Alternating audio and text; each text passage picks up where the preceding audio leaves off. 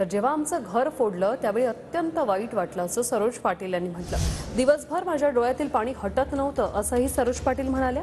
पवारांचा फोन आला, रडते कशाला, लढायचं असं सरोज पाटील यांनी म्हटलं। शरद पवारांच्या बहीण सरोज पाटलांचं हे वक्तव्य।